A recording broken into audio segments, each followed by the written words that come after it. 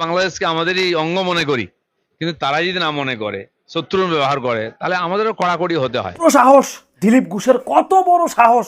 কলকাতার বিজেপির দিলীপ ঘোষের কত বড় স্পর্ধা! সে বাংলাদেশকে তার নিজের রাজ্যের একটা অংশ মনে করে, তার রাষ্ট্রের একটা অংশ মনে করতেছে।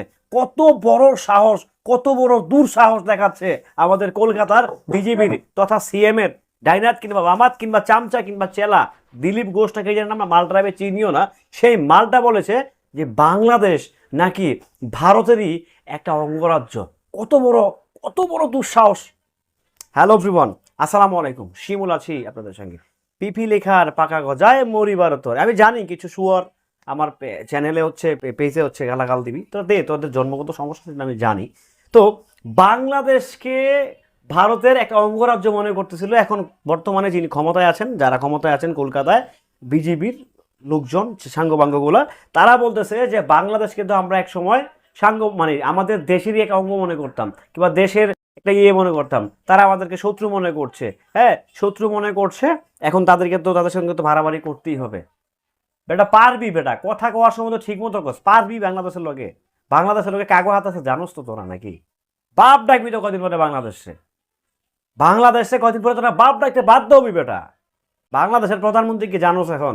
তেলবাজ প্রধানমন্ত্রী নাই। তেলবাজের কোনো কালই বাংলাদেশের প্রধানমন্ত্রী তেলবাজরা ছিল না। কোথায় পাইছিস তোরা এই যে ভারত হচ্ছে তো, এই বাংলাদেশ হচ্ছে ভারতের অংশ? কই পাইছিস তোরা? কোথায় পাইছিস? পাইছিস কোথায়?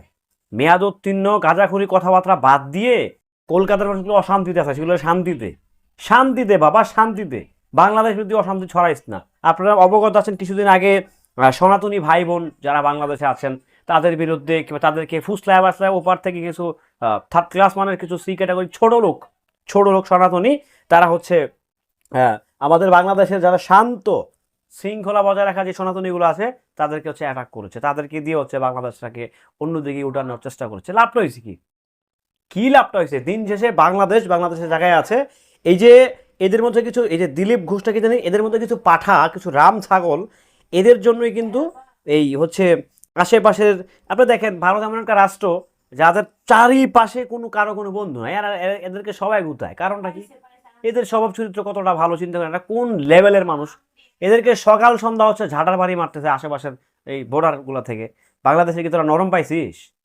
বাংলাদেশকে তোরা নরম পাইছিস রে? নরম পাস। বাংলাদেশে কি সেটা তোরাও খুব ভালো করে জানিস, ভালো করে জানিস কিন্তু। So so be careful. Bangladesh নিয়ে কথা বলার আগে 101বার চিন্তা করবেন দাদা। বলছি কষি করে গার মারা খাওয়ার আগে না, নিজেকে একটু সাল্টিয়ে নেন, একটু শুধরে নেন, কষি করে একটু তলিয়ে নেন। নাহলে কিন্তু এমন গার মারা খাবেন না, পাশা পচা খুঁজে পাবেন না বলছি। ভালো থাকবেন, সুস্থ থাকবেন। এই দিলীপ ঘোষের কথাগুলো আসলে কতটুকু বাস্তব, কতটুকু অবাস্তব? বাস্তব তো নাই।